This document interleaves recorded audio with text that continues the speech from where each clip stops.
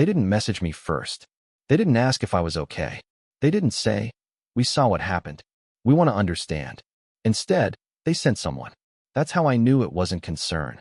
It was strategy. 2 days after the post disappeared, after the caption was rewritten, after the comments went quiet, after the whole thing tried to pretend it never happened, I got a text from a number I hadn't seen in months. My cousin. Not my sister. Not my parents. My cousin. "Hey, can we talk? Just checking on you." Checking on me. The phrase looked harmless. Friendly. Almost caring. But I'd learned something since this all started. When people who never check on you suddenly start checking on you, it's rarely about you. It's about what they need from you. I didn't respond immediately. Not because I was afraid. Because I wanted to feel the shape of it before I stepped into it. And the shape was familiar. They couldn't win in public. The post backfired. My aunt challenged it. The story had cracks. People noticed. So now they needed a new approach. A softer approach. A messenger. Someone who could pretend to be neutral while gathering information, testing my emotions, and reporting back. Someone who could deliver pressure in a tone that sounded like kindness. My cousin texted again an hour later. "I'm nearby. Can I stop by?" Stop by? No real question mark. More like a gentle announcement. I stared at the message. In my old life, I would have said yes automatically. I would have been polite. Available. Easy. Because that's what I was trained to be. But I wasn't that person anymore. So I replied with one sentence. "Sure.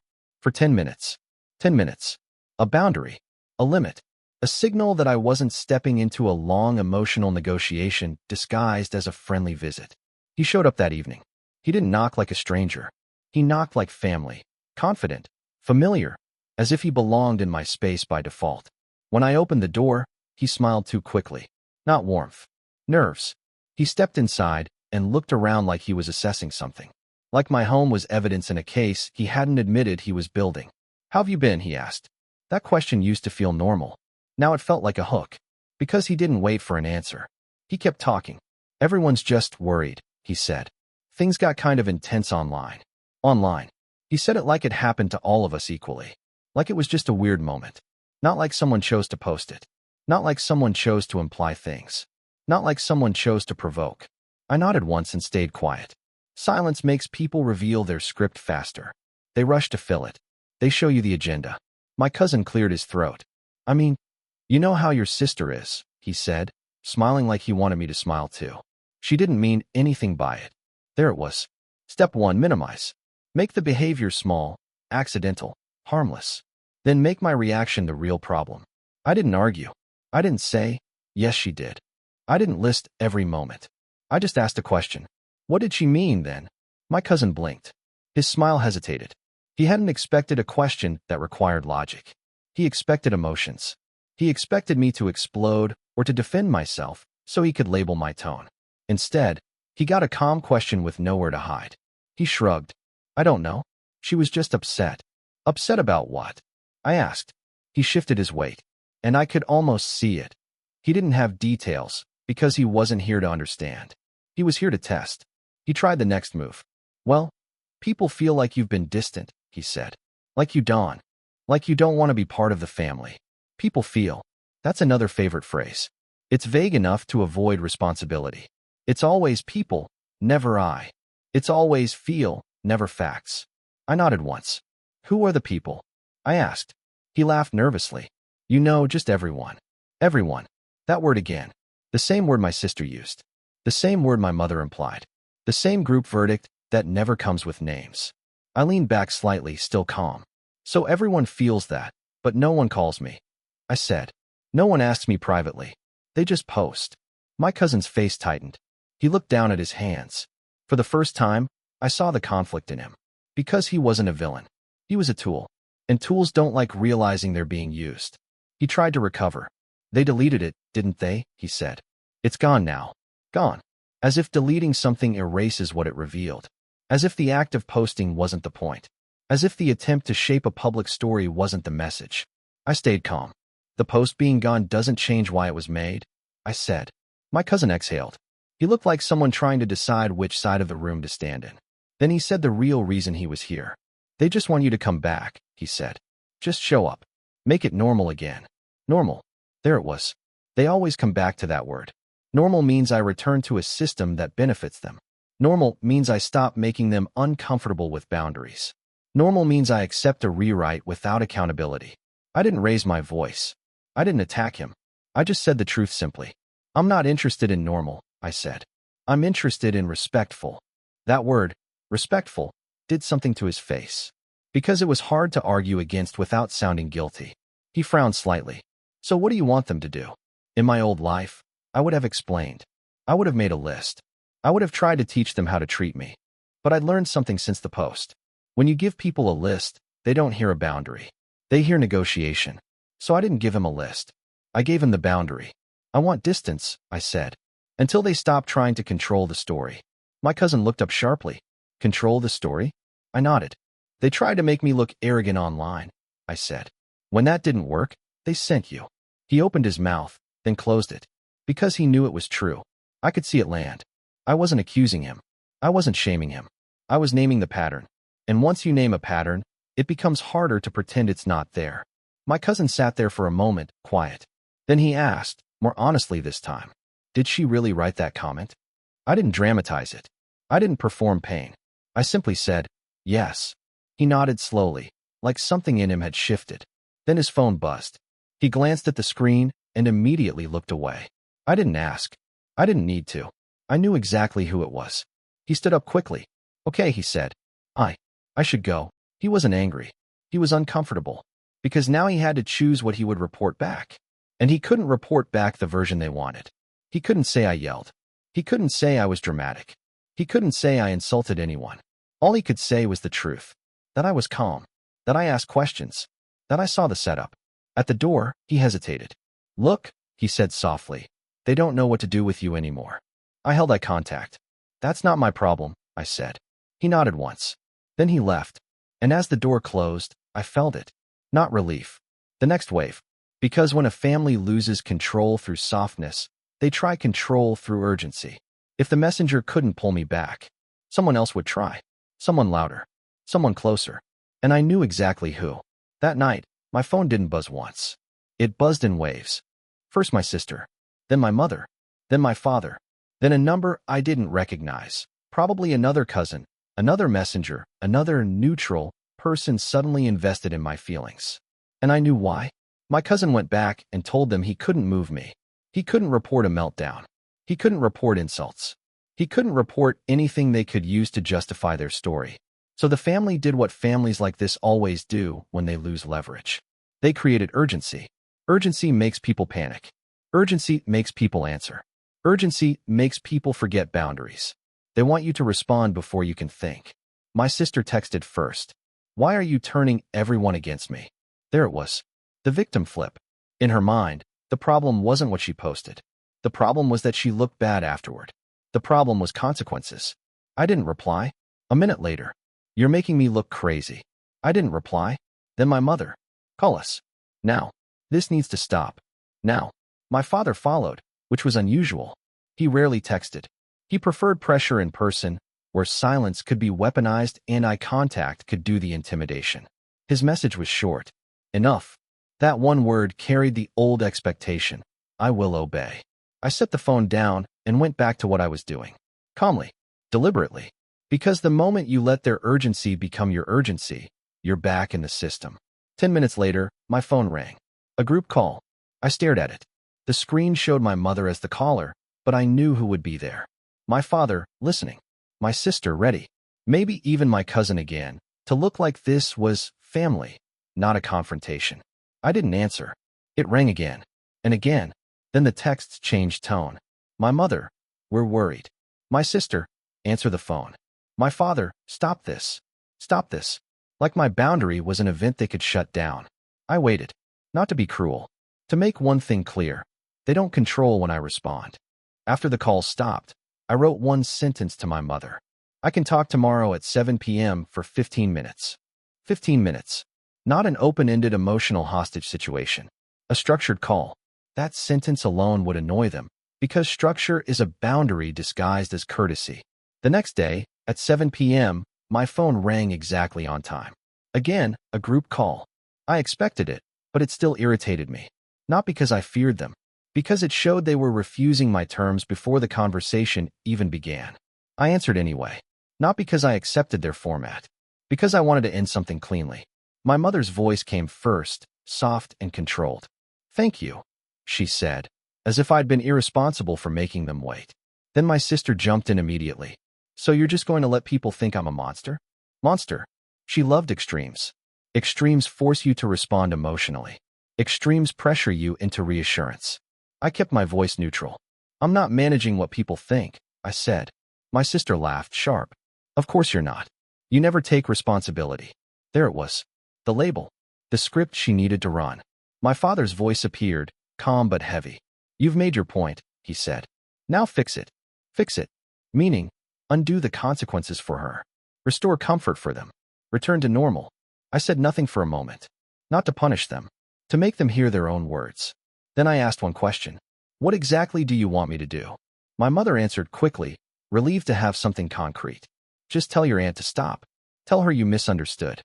Tell her your sister didn't mean it." There it was. They weren't asking for truth.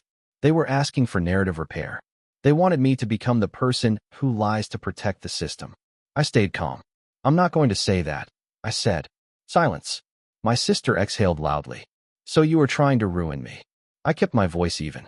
"No," I said. "I'm refusing to cover for something you chose to do." My mother's tone tightened. "It was a misunderstanding," she insisted. "It got taken the wrong way." I almost asked, "How else can he think he's better be taken?" But I didn't. I didn't want a debate. Debates are loops. I wanted a line. So I said, "If it was a misunderstanding, you wouldn't have had to edit it." That sentence landed hard. Because it connected action to intent in a way they couldn't spin. My sister snapped. It was a joke. There it was again. The universal escape hatch. If the target is hurt, it was a joke. If someone questions it, they're sensitive. If consequences come, it was taken out of context. I kept my voice steady. "If it was a joke," I said, "why did you delete it?" My sister went quiet for half a second. And in that half second, I heard it. Not guilt. Fear. Fear of being seen accurately. My father spoke again, slower. "You're enjoying this," he said. That accusation was almost impressive. It was the oldest trick in the book. Project intent onto the quiet person. Make my calm look cruel. Make my boundary look like punishment. I said, "I'm not enjoying anything." Then I said the truth in the simplest terms I could. "I'm stepping out." My mother immediately panicked. "Out of what?" I answered, "Out of this dynamic." My sister scoffed. "What dynamic?" "You're acting like we're abusing you." The word abuse was bait. If I said yes, she'd accuse me of exaggeration. If I said no, she'd dismiss everything. So I didn't take the bait. I said, "I'm acting like I don't want my life discussed online." My mother tried a softer voice again. "But family talks." I replied, "Family talks to each other, not about each other." Silence again. Then my sister tried one last pressure move. "You know everyone thinks you're cold now, right?" "Everyone. Always everyone." I didn't react. "Okay," I said. Just one word. "Okay." No defense. No explanation. No panic. And that one word made her voice rise. "Okay. That's all you have to say." Yes. That was all. Because I didn't need to convince them. I needed to end the access. My father's tone sharpened. "If you hang up, don't bother coming back." There it was. The threat disguised as a boundary. They wanted me to fear exclusion. They wanted me to scramble to keep my place. They still thought I needed their permission to belong. I kept my voice calm. "I understand," I said. And then I ended the call. Not angrily. Not dramatically. Just cleanly. The room went quiet. My heart didn't race. My hands didn't shake. Because I knew what I'd just done. I'd refused the thing they depend on. The thing that keeps the system alive. I'd refused to negotiate my dignity. And I knew the next move. After threats come guilt. After guilt comes a visit. Not a friendly one. A confrontation.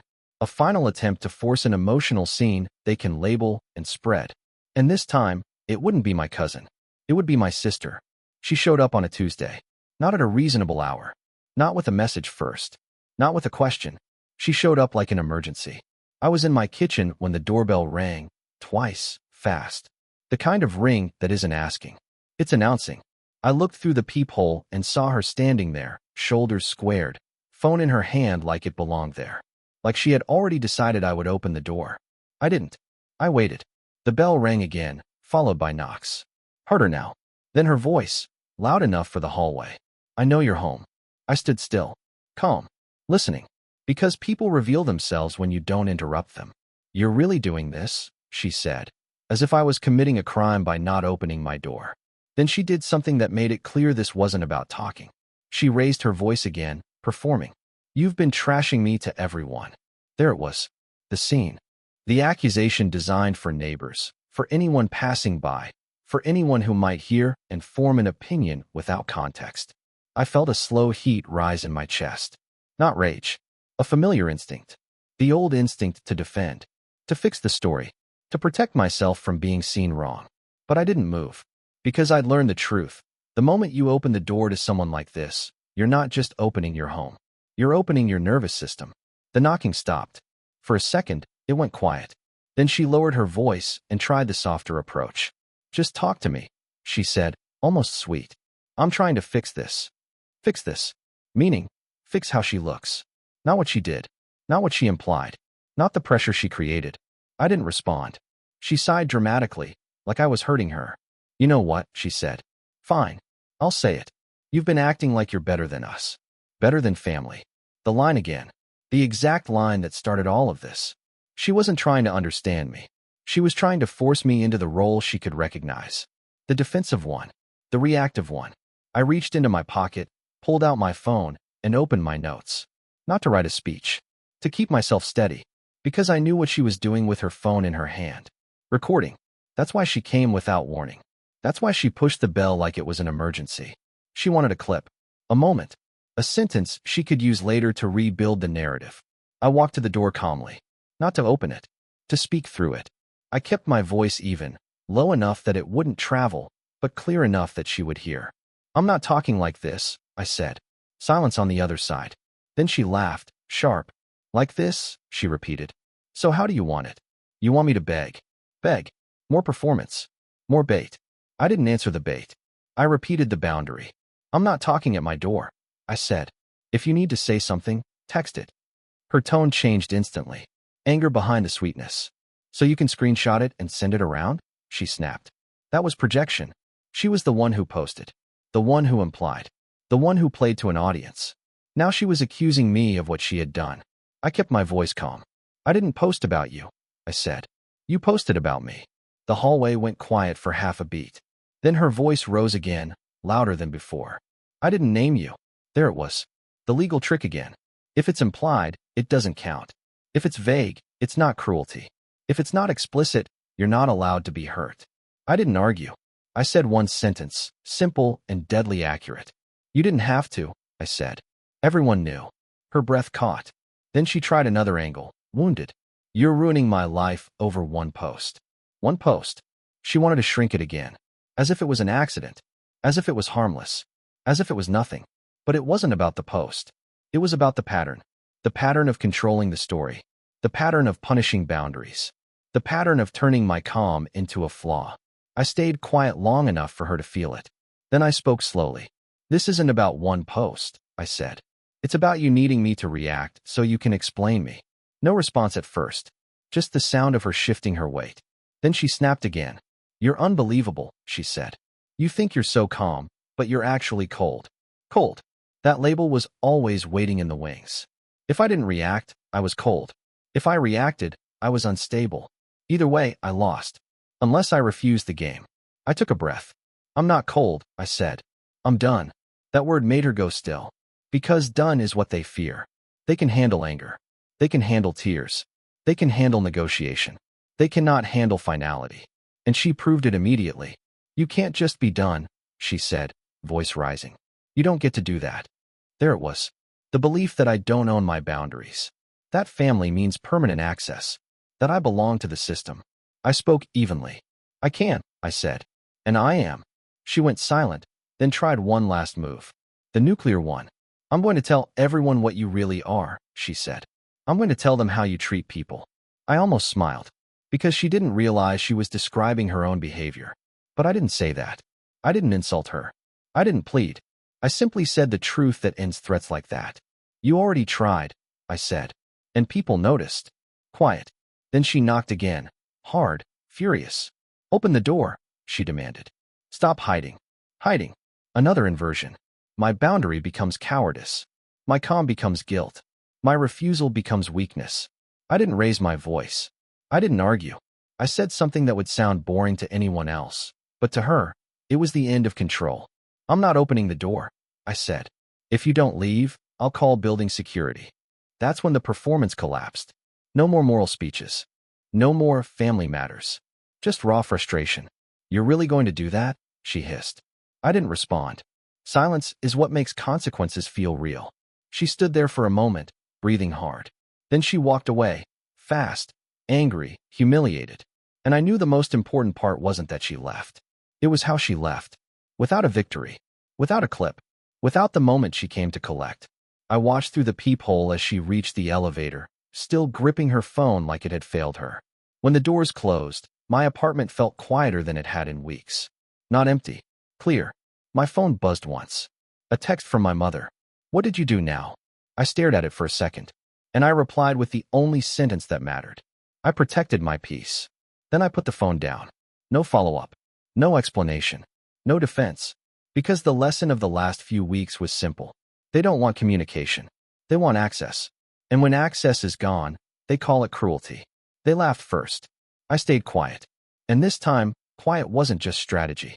It was a locked door.